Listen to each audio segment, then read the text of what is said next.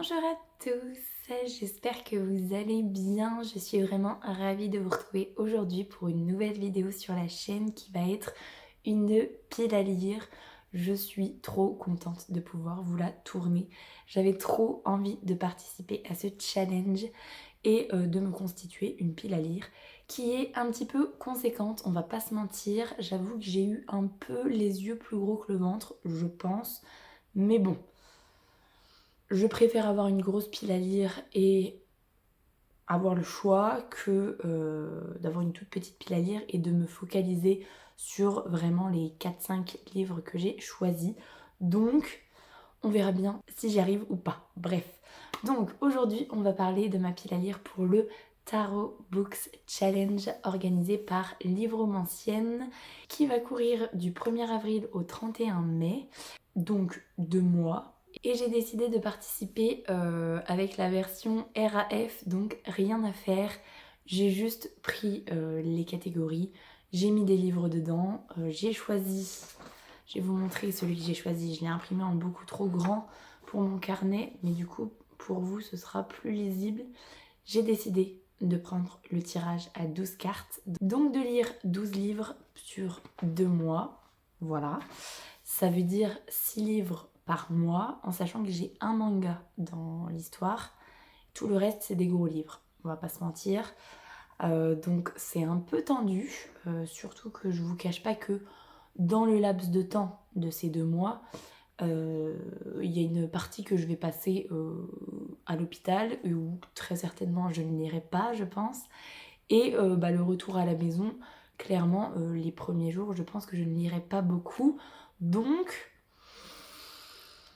on aime le défi, on aime le défi. Bref, tout ça pour vous dire qu'on ne perd pas de temps et on commence tout de suite. J'ai mon petit carnet avec les catégories. Première catégorie, c'est la carte du fou et il fallait trouver un livre où les mots-clés c'était quête initiatique, road trip, épreuve, jeu, tournoi, nouvelle saga. J'ai décidé de partir sur nouvelle saga, même si vous allez voir qu'il y en a énormément. Bon, j'en clôture certaines, mais j'en commence quand même pas mal. Et de mettre Echo, donc le tome 1, l'Onyx de Marianne LTR, publié aux éditions Iméris, donc de Tristan. J'ai vraiment très envie, surtout qu'en plus, j'ai vu que le tome 2 était en cours de préparation. C'est une duologie, donc quand j'aurai lu les 2 premiers tomes, ce sera classé.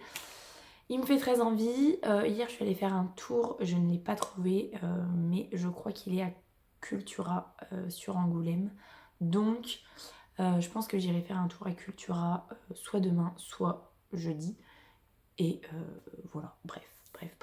Je vous fais pas un résumé sur tous les livres, parce que sinon on est encore là demain. Mais voilà, je pense que Echo va parfaitement pour la catégorie du fou. Deuxième carte, j'ai décidé de prendre le magicien. Et là, il faut trouver un livre où il y a de la magie, de l'occulte, de l'expérience, de la folie. Et j'ai décidé de mettre le tome 1 des pierres sacrées. Donc c'est A Down of Onyx de Kate Golden. Donc c'est encore une fois un tome 1. Mais il me fait très envie. Celui-ci, je l'ai mis au niveau du mot-clé magie, puisque c'est la jeune fille qui est enlevée. Faut pas que je me mélange dans les résumés, mais je crois que c'est la jeune fille qui est enlevée, qui est capturée pour aller soigner les guerriers de l'armée ennemie, on va dire, avec ses pouvoirs, puisqu'elle possède des pouvoirs magiques. Et voilà. Donc la magie, ça rentre parfaitement dedans. Voilà, il n'y a pas besoin d'en dire plus. Troisième catégorie, c'est l'empereur. Et là, je crois que c'est celui que j'ai le mieux choisi parce qu'il y a quasiment tous les mots-clés qui sont dedans. Les mots-clés sont discipline, autorité, pouvoir, conquête, guerre, empire, trône. Et j'ai décidé de mettre le tome 4 de Red Queen de Victoria Aveyard. Donc c'est Wara Storm. Et là, autorité, pouvoir, conquête, guerre, empire, trône, tout y va. Vraiment, tout y va. Et ce qui est sympathique, c'est que le tome 4 de Red Queen, c'est une fin de saga. Donc, ça contrebalance un petit peu les 2 sagas que je commence juste avant. J'en termine une, Le tome 3, je l'ai lu il n'y a pas si longtemps, donc j'ai encore pas mal de souvenirs. Enfin, j'ai même tous les souvenirs du tome 3. Donc, c'est le bon moment. Je sais que potentiellement, ça va me mettre du temps à lire. L'idéal, ce serait que je le commence début avril pour avoir le plus de temps possible. Mais en même temps, si j'ai un rythme de lecture pas cool, ça va me décourager pour le reste. Donc, je ne sais pas trop comment je m'organise, mais ce serait quand même très chouette qu'il soit lu. Je croise les doigts. Quatrième catégorie, c'est le hiérophante.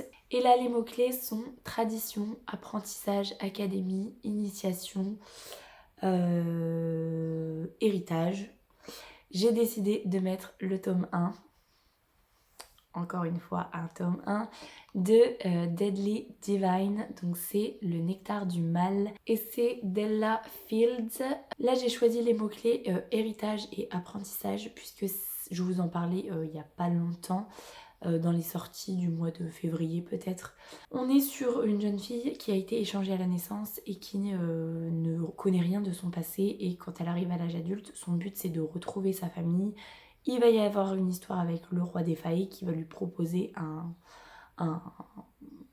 une alliance, on va dire, et la contrepartie c'est de l'aider à retrouver son passé. Donc, du coup, héritage et apprentissage, je pense qu'on est pas mal niveau mots-clés.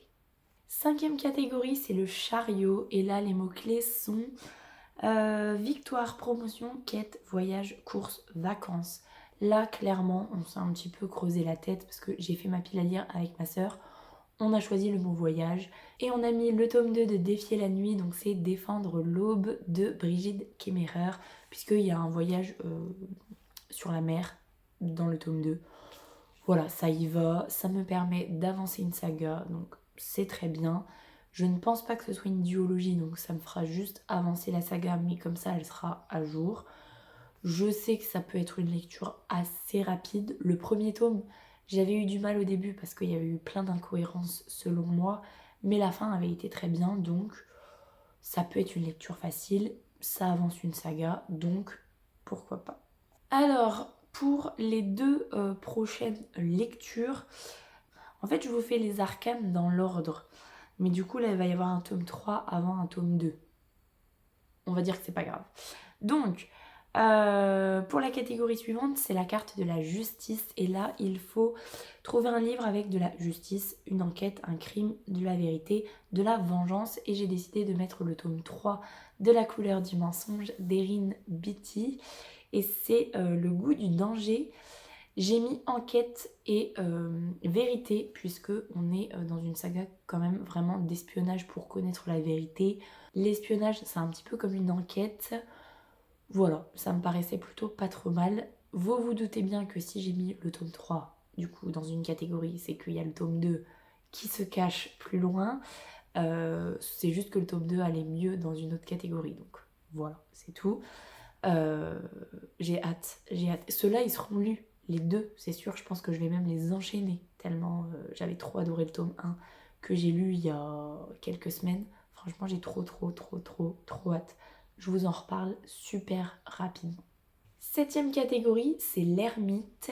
Et les mots-clés sont exil, solitude, prison, huis clos, introspection, mémoire. J'ai décidé de mettre le mot-clé prison avec le tome 1. Je vous avais dit que c'était la cata au niveau des tomes 1. Bref. Le tome 1 du Royaume éternel, c'est le roi déchu et c'est d'L.J. Andrews. Là, on est sur le roi Balafré qui est emprisonné depuis plusieurs années dans le royaume de son adversaire en fait. Il va être libéré sans faire exprès par la fille de son adversaire et du coup il va vouloir se venger. Sauf que la fille de son adversaire va lui faire fondre son petit cœur. Globalement, c'est à peu près ça. Il est enfermé depuis plusieurs années en prison. Voilà, ça va nickel dedans. J'ai vraiment pas mal envie, surtout, je vous le dis à chaque fois, mais pour le côté, elle le libère sans faire exprès. Comment fait-on pour libérer un prisonnier sans faire exprès? Je ne sais pas. J'ai hâte de voir ça. Encore une saga qui se commence, hein, mais bon. C'est des grosses pavasses. Tous ceux que j'ai mis là, il y a beaucoup de grosses pavasses. Et j'avoue que Je suis pas sûre que je vais réussir mon tirage à 12 cartes. Je me rabattrai peut-être sur un tirage à 7 cartes. Mais 7 cartes, ça me fait un petit peu suer quand même sur 2 mois. On verra.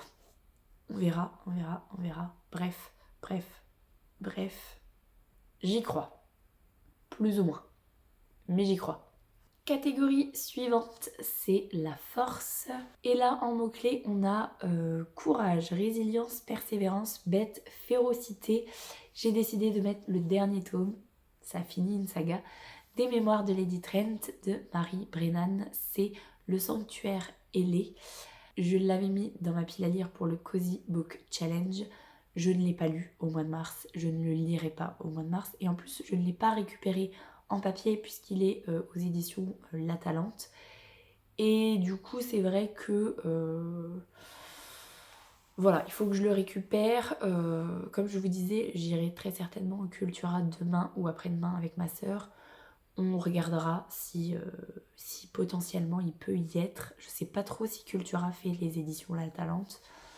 À voir. Et puis sinon, bah, c'est tout. Ce sera une commande sur internet.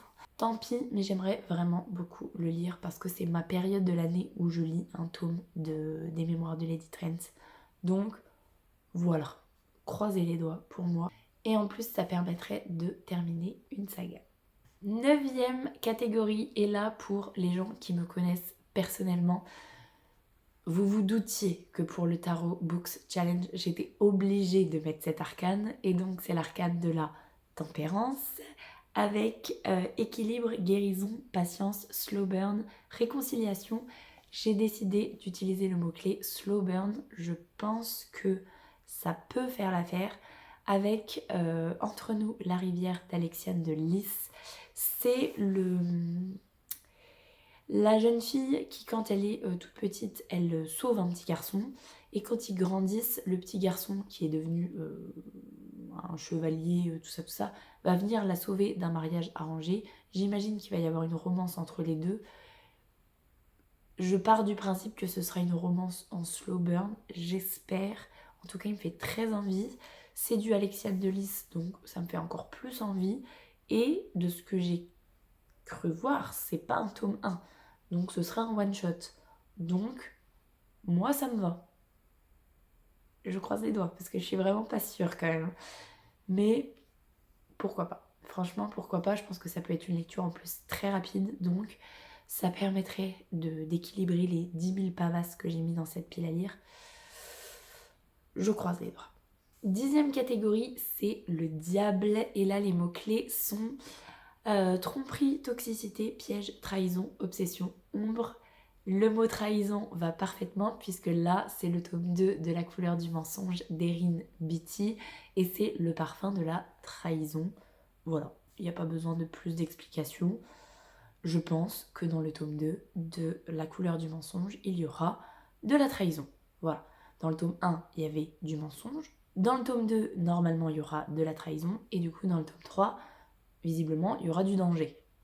Bon, après, je suis pas sûre que ce soit forcément aussi catégorisé que ça. Et je pense que ça se dilue un petit peu dans les 3. Mais voilà, il allait quand même vachement mieux dans Le Diable, le tome 2. Donc voilà, il est parti dans Le Diable. Bref, on passe à la suite. Avant-dernière catégorie, c'est l'étoile. Et là, les mots-clés sont rêve, espoir, cosy, poésie, contemplatif. J'ai décidé de mettre le tome 4 des Mémoires de la forêt.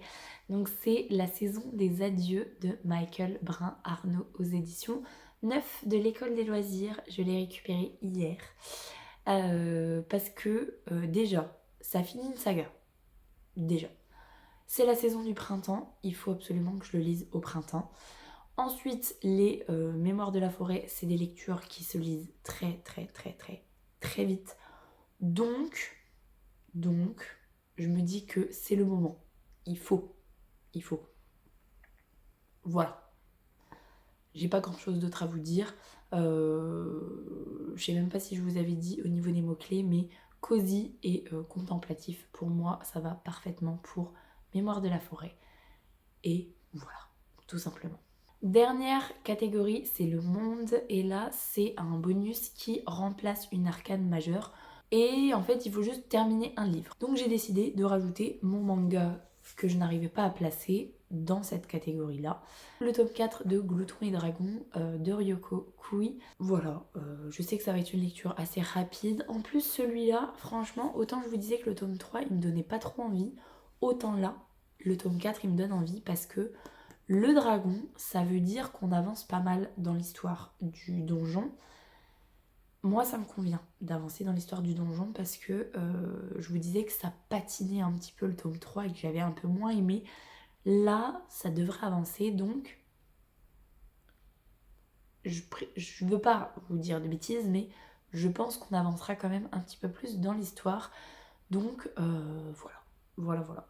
Et ça fait une lecture assez facile, assez rapide. Et ça m'avance techniquement une saga, donc voilà. Du coup, on est arrivé à la fin de cette pile à lire pour le Tarot Books Challenge.